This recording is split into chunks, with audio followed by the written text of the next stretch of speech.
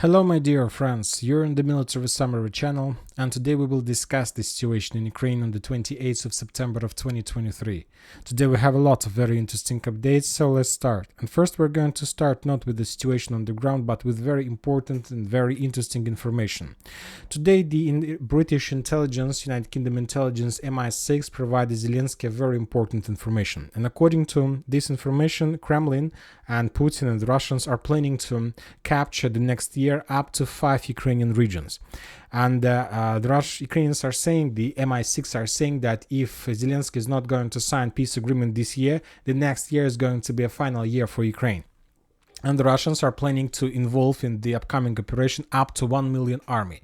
Of course, very interesting information, and of course it's up to you to believe or not this update, because it's very difficult to even sometimes to believe to these big numbers. But basically, according to that update, the Russians are planning to establish full control, even talking about 5 regions of Ukraine, of entire area of Ukraine that lays on the Russian side of Dnipro River. So these are 5 regions that the MI6 were talking about. It's like Chernigov area, Sumy area, Kharkiv area, Poltava area, and obviously at least a part or half of Dnipropetrovskaya area, Dnipro area.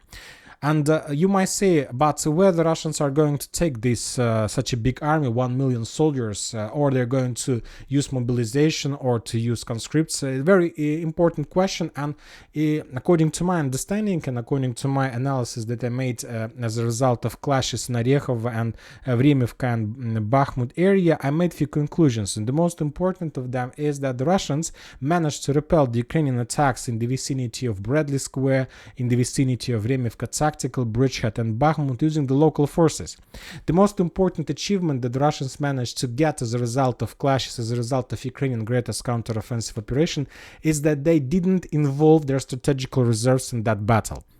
And the Russians managed to occupy and managed to repel those attacks using the local forces. There was some updates that the Russians were forced to redeploy some forces from Kherson area, but it is also part of the local forces.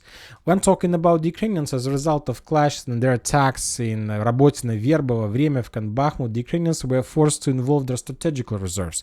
They involved every single unit, every single brigade that was prepared by according to the NATO standards in Europe. And basically the Ukrainians don't have strategical reserves, and the Russians do have.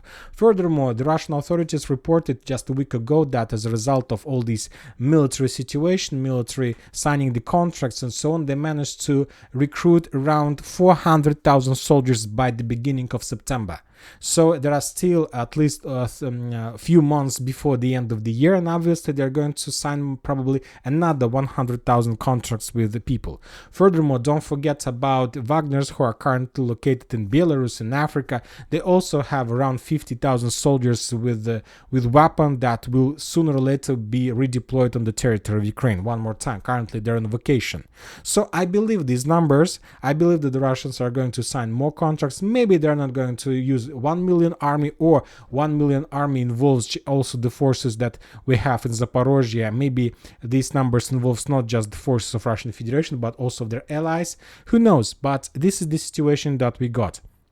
Now let's go to the ground and let's talk about the situation. First, we're going to discuss Bakhmut direction. There were not so many updates from this area, and probably the most important updates that the Russians published the video how the Ukrainians were trying to attack the Russian forces in the vicinity of the railways. They were trying to cross the railway roads, tracks, but they were discovered by the Russian forces. Then the Russians started attacking and bombing them, and after that, entire platoon of Ukrainian forces surrendered, and the Russians basically captured. When making if we underline the entire situation, we can make few conclusions that the Ukrainians still haven't managed to cross the railways in the vicinity of Klishchiivka. The Ukrainians still haven't managed to capture underground facilities in the vicinity of Andreevka, and the most important, that as a result of clashes and absolute lack of manpower, the Ukrainians probably lost the city by the name of, not the city, the village by the name of Orekhovo-Vasilievka. We discussed this video in the morning, how the Russian soldiers were passing by this area, which confirms that there are no clashes, at least in the vicinity of this building, and the combat line is very far away from this territory. The Ministry of Defense of Russian Federation reported that as a result of clashes on Donetsk direction, the Ukrainians lost 190 soldiers, 11 armored vehicles and 5 artillery systems. Furthermore, the Russians made a very powerful missile strike against the Ukrainian ammo depot in the vicinity of Kramatorsk. There was a very long fire, and the Ukrainians couldn't shut down the fire for a very long time. And so currently there is not just lack of ammo, lack of manpower, there is lack of everything from the Ukrainian side. Now we are moving to South Donetsk direction, Donetsk itself, and today we got a lot of updates from this territory. First, we're going to start with Avdiivka area. Today the Russians were over-focused in this area, very difficult to understand the reason and the purpose, but during the day the Russians made significant number of FAB 500 bombings in this area. A lot of buildings were destroyed, a lot of ammo depots were destroyed. There was entire really bad situation for the Ukrainians in this area. Yet the Russians haven't started any offensive operation because there are still a lot of buildings, a lot of fortifications. But for example, as you can see on this video, the Russians used FAB 500, and as a result of that strike, the Ukrainian chemical plant was almost reduced to ruins. And this is very dangerous strikes from one side because it's a chemical plant and there are a lot of chemical things in this area. And furthermore, according to some sources, the Ukrainians during the previous months and years managed to bring some chemical weapon in this area. And of course, some Russian sources are saying that if situation goes very bad for the Ukrainians, they will use chemical weapon, and they will just basically tell that the Russians, let's say, hit some chemical depot, and this is just like a normal consequences of this situation.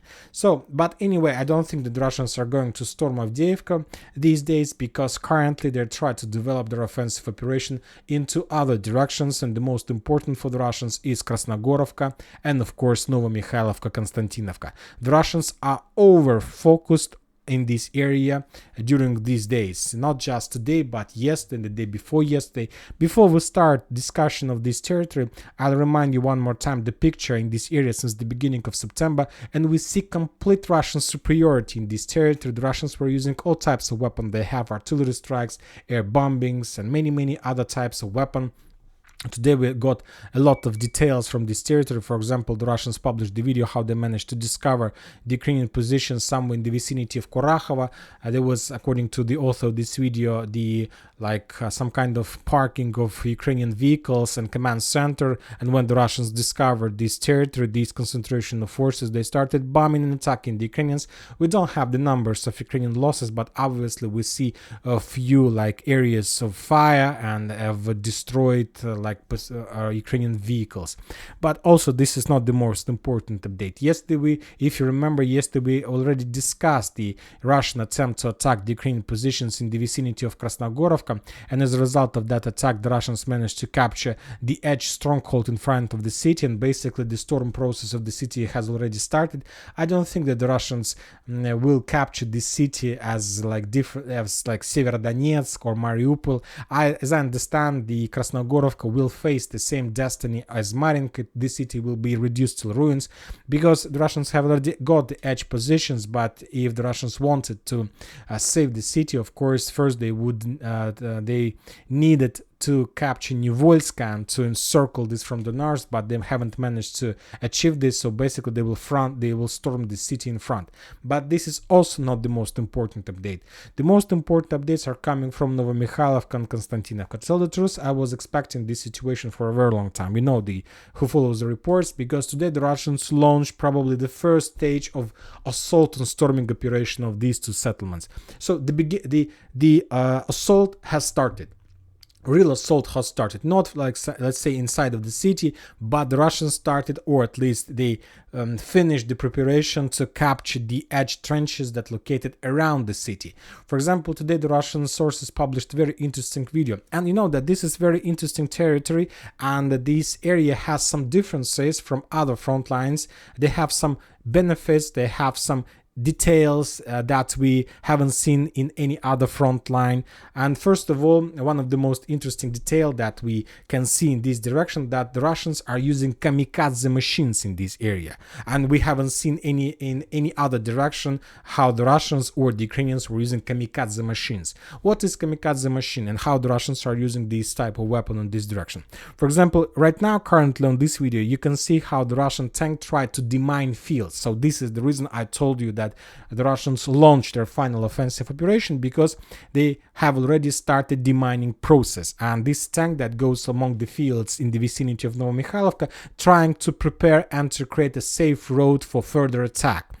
But what about the kamikaze?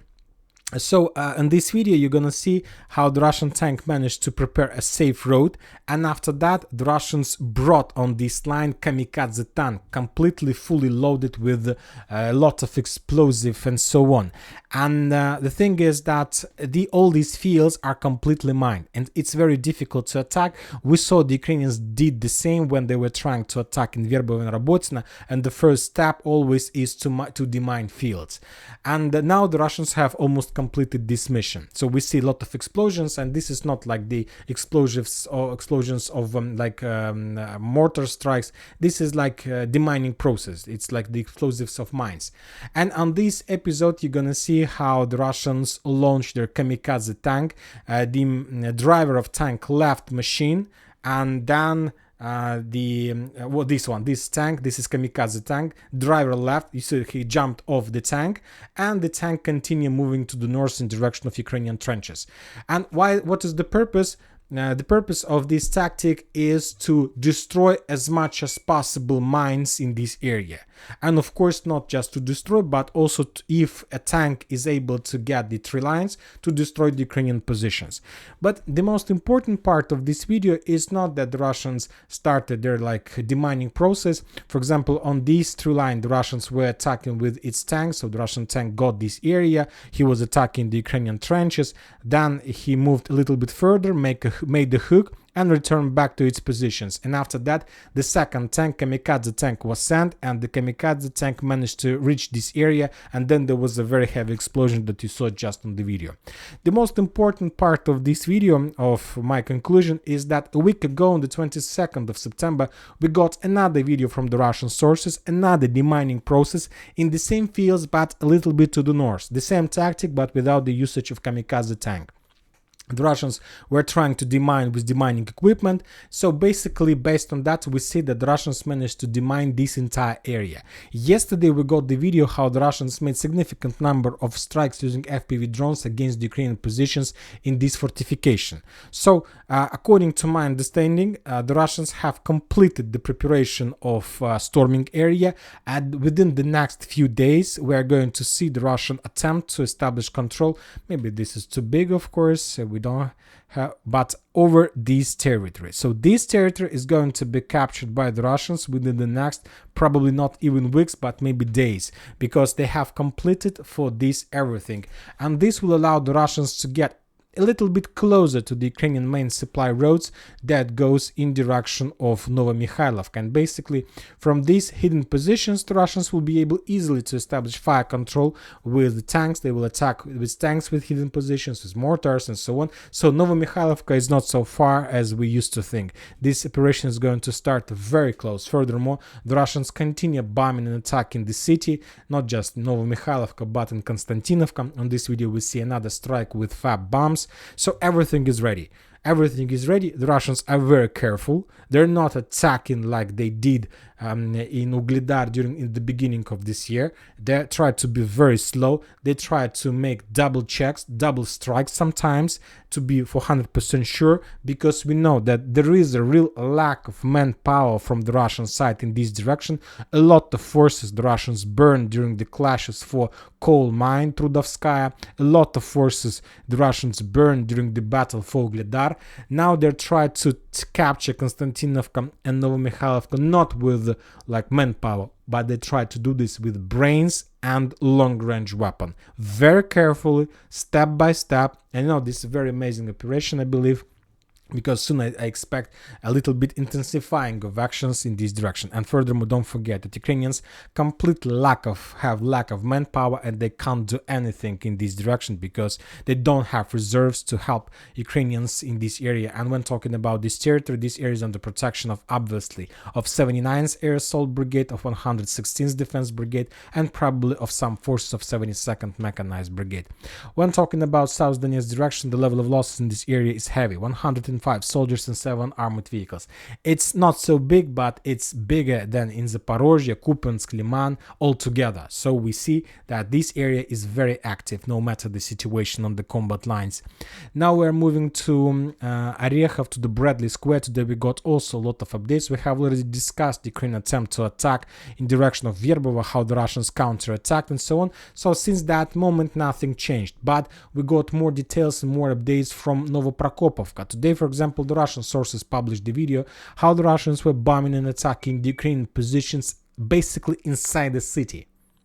Of course, when talking about map and so on, this is not the city. This is like something around the city. But let's tell the truth. This is the city. And if you remember, a few days ago we got another video from the same area how the Russians make an ambush against the Ukrainian soldiers. One Russian soldier managed to get behind the Ukrainians and then he just killed them. So this event took place in this area, and now the Ukrainians have managed to accumulate and concentrate more forces on the edge positions. And we understand the Ukrainians. We understand the Ukrainians, and we understand that the Ukrainians need just one thing. They need to capture at least some roof above their heads.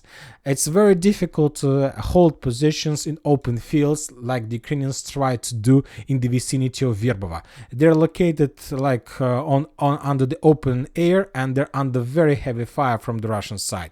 So to have some roof above your head is always good. So for these purposes, the Ukrainians first of all want to establish control over these barracks that located on the edge positions of Novoprokopovka. So this is their main purpose. They still haven't managed to do this, but something tells me that maybe they will be able to do this within the next few days, because this is their mission. They have concentrated forces for this. They've been concentrating forces for this operation since the beginning of the previous week. They haven't managed to concentrate armored vehicles because every single armored vehicles that entered Rabotino field was destroyed by the Russian fire, and this is the video of destroyed Marder. Or on this video we see another Ukrainian tank who was also tried his luck to enter the fields, but nobody knows how long he managed to survive. I believe not even hours, maybe minutes, and then the tank was destroyed. The only important thing from this video is that tank entered the minefield. So you see that the Ukrainians thought that they managed to bypass fields, but the Russians managed to mine these fields using distant mining method one more time, and now the Ukrainians need to start everything from the beginning. But no matter even this situation, currently this is the main purpose of the Ukrainians: to get a roof above their heads somewhere in the vicinity of Novoprokopovka, and then they will try to develop their positions in many directions. Yes, I do believe that Ukrainians will be able to do this, but not because they're very powerful, but basically they will try to reduce every single building till ruins, and because of lack of shelters, the Russians will be forced to step back step by step. The Russians will use the same tactic as they used in Rabotino and Verbovo. They will try to save their soldiers. They will try to keep them under the roof, under some shelters, and if they see that this or that shelter is destroyed, the Russians will step back, and the Ukrainians basically will capture the ruins, and of course with significant number of losses. So this is the situation in Zaporozhye direction. The Minister of Defense of Russian Federation reported that as a result of clashes in this direction, the Ukrainians lost 45 soldiers, 6 armored vehicles including 1 Bradley, and 3 artillery systems. So the level of losses of course is not so heavy, but anyway there is a level of losses, and we'll see what is going to be the next days. Now we are moving to another important area, to Kherson direction, and today we got also a lot of updates and more interesting and detailed videos, at least from the line between Lvov, Kazatska and Berislav, the area that is under very heavy fire from the Russian aircrafts and Russian FAB bombings. The Russians during the previous days, during the previous 24 hours, published a lot of videos from this territory, from the same area. There were a lot of explosives, a lot of explosions, a lot of usage of FAB bombs. I don't know why the video is not working. Okay, never mind. No, it's working. Okay, great. So the thing is that the Russians were bombing and attacking this territory heavily using fab bombs with one purpose, as we discussed, because the Ukrainians, according to some information, managed to concentrate significant number of forces between islands. A lot of forces, but yet we still haven't received even a single video confirmation of this concentration. We just got the videos of bombings, of using fab bombs. So the question is, we need more. We need more information to understand what is going on there. And today my assistant helped me to find a very interesting channel from FPV drone operators from this area, and this is exactly the operators, the squad. The main purpose of them is to attack and to destroy Ukrainian forces among these islands. And this source published significant number of videos how the Russians managed to discover and to destroy dozens, maybe even hundreds of boats exactly among these islands. So as you can see, just a second ago there was 2 boats in this area that were destroyed. So the Ukrainians managed, as I understand, using these fast boats, these small boats, to concentrate significant number of forces. The Ukrainians do have possibilities to send forces on the islands, but basically they don't have possibilities to get back from the islands, because the Russians try to destroy everything using these droppings with FPV drones. Currently it's unknown, the number of Ukrainian forces on these islands is unknown, but something tells me, just based on these videos of destroyed Ukrainian boats on the shores of these islands, that Ukrainians managed to accumulate probably even few thousands of soldiers, because of just these geolocated videos with destroyed Ukrainian boats along the shores and the banks of these islands. Significant number of forces. We understand the real purposes in the Ukrainians of this area. They want to concentrate the critical mass, and after that they will try to attack the Russians. The only question I have, that how the Ukrainians are going to cross the rivers, the islands, if most of their boats were destroyed during some redeployment process. Maybe the Ukrainians expect for another military aid from the Western countries, where they get more boats, but now they have forces on the islands. They have forces, but they don't have boats, because most of them were destroyed during this process. But I think they have some more in like their storage, because can't be any other explanation of that. Furthermore, the Russians continue bombing and attacking the industrial area of Kherson. Another industrial area, another plants were destroyed. The Ukrainian position that Ukrainians were using for ammo depots, and as a result of clashes and bombings in Kherson direction, the Ukrainians lost 20 soldiers. I would like to see, of course, the number of boats that were destroyed, but for some reason the Ministry of Defense of Russian Federation is not including this information regarding destroyed boat. Another interesting update is coming from the south of Zaporozhye area. If you remember, yesterday we discussed that the Russians took a decision to build another railway tracks to connect Mariupol with the main line from Andriivka in direction of the city by the name of, where is that city?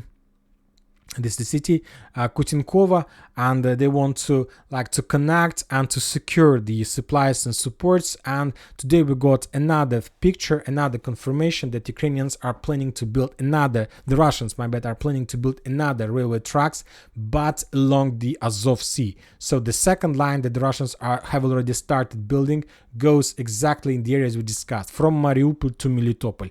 And if the Russians are able to build these 2 lines, and believe me, they're going to do this probably by the summer of the next year, they will have 100% secure supply and support of Crimea, of Zaporozhye, of Kherson.